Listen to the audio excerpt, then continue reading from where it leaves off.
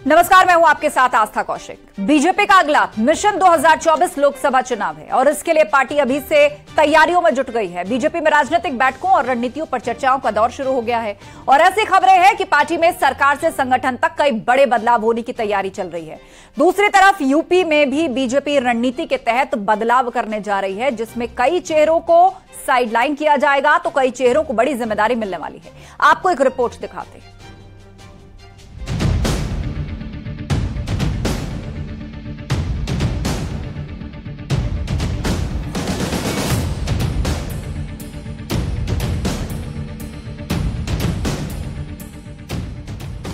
चुनाव, तनाव और बदलाव, इन दिनों बीजेपी में अंदर खाने कुछ ऐसी ही तस्वीर बन रही है, क्योंकि वक्त कम है, उम्मीदें ज्यादा और तैयारी पुरजोर करनी है। इसके लिए अब संगठन को 24 के लिए तैयार किया जा रहा है, रणनीति को धार दिया जा रहा है और विजय अभियान को रफ्तार दिया जा रहा है, जिसमें अब उन चेहरों पर नजर है जिसे बड़ी जिम्मेदारी मिलने वाली है। बीजेपी सूत्रों से खबर है कि मोदी सरकार के मंत्रिमंडल में विस्तार किया जाएगा, कैबिनेट में फेरबदल को अमली जामा पहनाया जाएगा, राष्ट्रीय और राज्य स्तर पर भी संगठन में बदलाव होंगे। चुनावी राज्यों के नेताओं को प्रमुखता से जगह मिलेगी, वरिष्ठ मंत्रियों को संगठन में अहम पद पर भेजा जाएगा। प्रधानमंत्री आवास पर मैराथन बैठक में प्रधानमंत्री मोदी, अमित शाह, जेपी नड्डा और बीएल संतोष ने लोकसभा चुनाव को लेकर चर्चा की, जिसके बाद से इस बात पर बल मिलना शुरू हो गया कि सरकार और संगठन में बड़े बदलाव किए जाएंगे। यानी विपक्षी एकता की सुगबुगाहट के बाद बीजेपी ने अपने प्लान में आमूल चूल परिवर्तन किया है और ऐसी ही तस्वीर उत्तर प्रदेश में भी बन रही है। मिशन 2024 की तैयारी में जुटी भारतीय जनता पार्टी अपने संगठन में भी बदलाव करने जा रही है। दरअसल भारतीय जनता पार्टी अपने कई जिला अध्यक्षों को बदलेगी, जिनका परफॉर्मेंस निकाय चुनाव में बेहतर नहीं था। इसी तरीके से क्षेत्रीय टीमों में भी बदलाव किया जाएगा। क्षेत्रीय उपाध्यक्ष और क्षेत्रीय महामंत्री नए बनाए जाएंगे। यही नहीं, भारतीय जनता पार्टी के दूसरे अन्य विभागों में भी संगठनात्मक बदलाव देखे जाएंगे। ये बदलाव जुलाई माह में हो जाएंगे। इसकी पूरी रूपरेखा भारतीय जनता पार्टी के नेतृत्व ने तैयार कर ली है।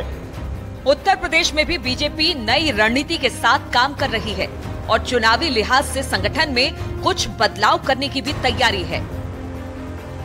जिला और क्षेत्रीय स्तर की टीमों में बदलाव होगा।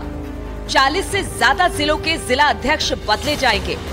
उत्तर प्रदेश के सभी 6 क्षेत्रों में क्षेत्रीय महामंत्री तैनात होंगे। निकाय चुनाव में खराब प्रदर्शन करने वाले पर नजर। बीजेपी नेतृत्व ने संगठन में बदलाव की सूची तैयार की। 15 जुलाई से पहले उत्तर प्रदेश बीजेपी संगठन में बदलाव। बीजेपी के प्रदेश अध्यक्ष भूपेंद्र चौधरी ने साफ कर दिया कि उत्तर प्रदेश में सभी 80 सीटों पर कमल खिलेगा, लेकिन उससे पहले संगठन में बदलाव भी होंगे। और मुझे विश्वास है, जिस प्रकार का रेस्पॉन्स और प्रदेश की जनता का माननीय मोदी जी के प्रति लोगों का विश्वास है, तो मैं निश्चित रूप से कह सकता हूं कि भारतीय जनता पार्टी उत्तर प्रदेश में सारी सीटें जीतेगी। लोकसभा की 80 सीटने का जो संकल्प है, मुझे विश्वास है प्रदेश की महान जनता का आशीर्वाद मिलेगा। संगठन का कार्यकाल जून 2024 तक केंद्रीय पार्टी ने बढ़ाया है, लेकिन कुछ नीचे आंशिक परिवर्तन जैसे प्रदेश की कार्य समिति में हुआ है, ऐसे क्षेत्र में जिलों में हम लोग परिवर्तन करेंगे और हमारे पास संभवतः जुलाई माह का समय है, तो जुलाई माह में हम इस ओर आगे बढ़ेंगे। यानी केंद्र से लेकर राज्यों तक हो रहे बदलाव उस चुनाव के लिए है जिससे विपक्षी एकता के संकेत के तनाव को कम किया जा सके और नई टीम के साथ पहले चुनावी राज्यों में और फिर 24 के फाइनल इम्तिहान में डिस्टिंक्शन मार्क्स से विजय पताका लहराई जा सके। न्यूज 18 के लिए दिल्ली से अनूप गुप्ता और लखनऊ से संकेत मिश्रा की रिपोर्ट।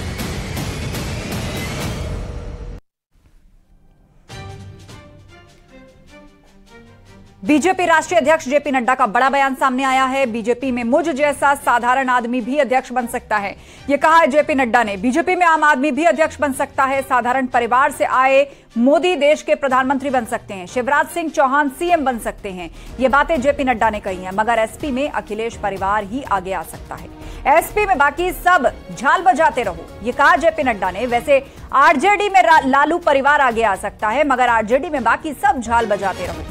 उसी तरह पश्चिम बंगाल में राज करने वाली टीएमसी में ममता और उनका परिवार ही आगे आ सकता है। तेलंगाना में केसीआर, उनका बेटा, दामाद, उनकी बेटी और उनका होने वाला पोता ही आगे आएगा और बाकी सब झाल बजाओ। इस तरह विपक्षी पार्टियों को उन्होंने निशाने पर लिया।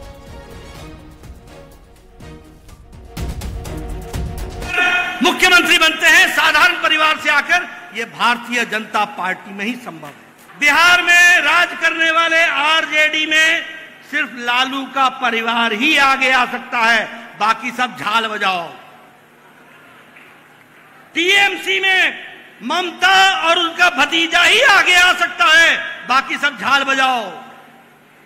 समाजवादी पार्टी में अखिलेश और डिंपल पति पत्नी, चाचे को भी नहीं रखा, यही सिर्फ रह सकते हैं, बाकी सब झाल बजाओ। और सुनो, कांग्रेस पार्टी भी अब राष्ट्रीय पार्टी नहीं है, ये भी परिवार की पार्टी हो गई। मां सोनिया, बेटा राहुल, बेटी प्रियंका, बाकी सब कॉन्ट्रैक्ट पर हैं, पेरोल पर हैं, कॉन्ट्रैक्ट पर। ये पेरोल पर कॉन्ट्रैक्ट पर है, ये कॉन्ट्रैक्ट लो, पसंद आया तो करो, नहीं तो जाओ।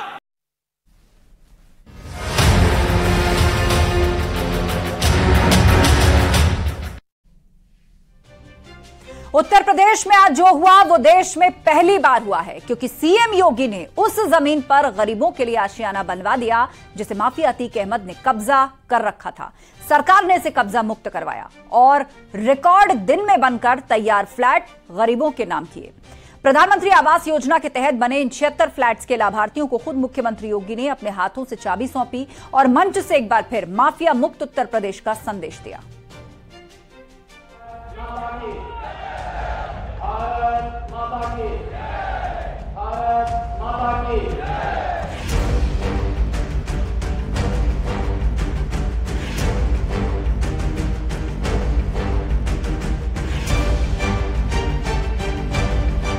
जहां था अतीक का कहर, जहां था माफिया का कब्जा, वहां गरीबों को नया आशियाना मिल गया है और योगी आदित्यनाथ ने कुछ महीनों में ही इसे करके दिखाया है, जिसकी मिसाल अब देश भर में दी जा रही है। जय श्री राम, जय श्री राम। पहले माफियाओं को मिट्टी में मिलाने की कसम और फिर माफिया मुक्त जमीन पर घर उन गरीबों के लिए सौगात है जो कभी सड़कों पर रहने को मजबूर थे, जो कभी झुग्गियों में जिंदगी बिता रहे थे, जो कभी पक्के मकान का सपना देख रहे थे। उन्हें योगी सरकार ने फ्लैट की चाबी सौंप दी है। गरीबों की भूमि पर, व्यापारियों की भूमि पर, सरकारी भूमि पर कोई भी माफिया, कोई भी दबंग आकर के कब्जा कर लेता था, गरीब देखता रहता था।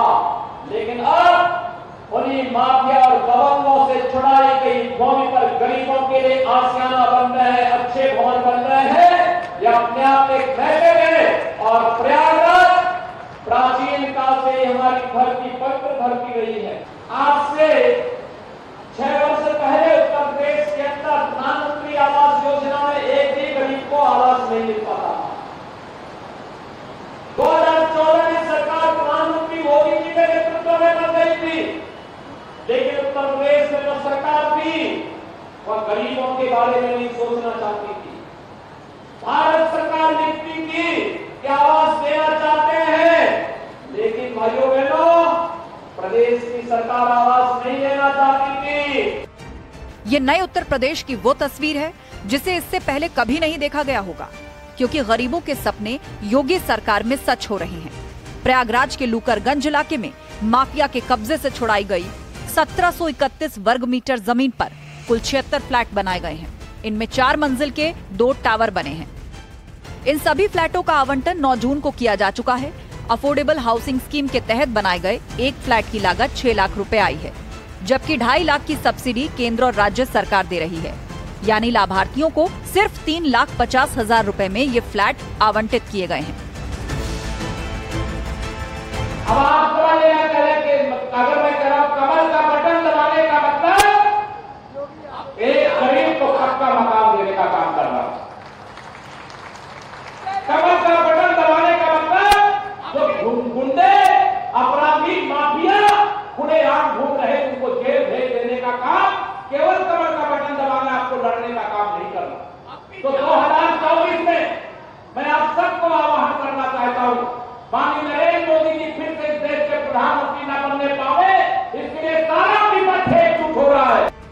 दरअसल माफिया अतीक अहमद के कब्जे से मुक्त कराई गई जमीन पर सीएम योगी ने पहले ही ऐलान किया था कि इस जमीन पर गरीबों के लिए घर बनाए जाएंगे। इसके लिए सीएम योगी ने खुद इस जमीन का भूमि पूजन और शिलान्यास किया था। मात्र 18 महीने में तैयार इन फ्लैट्स को लेकर लोगों के क्रेज का अंदाजा इस बात से लगाया जा सकता है कि इन फ्लैटों के लिए 6030 लोगों ने आवेदन किया था, जिसके बाद डूडा से आवेदन पत्रों की जांच कराई गई। इनमें 1590 आवेदकों के आवेदन सही पाए गए और आज इनके हाथों में सपनों की चाबी है। Bureau report, news 18।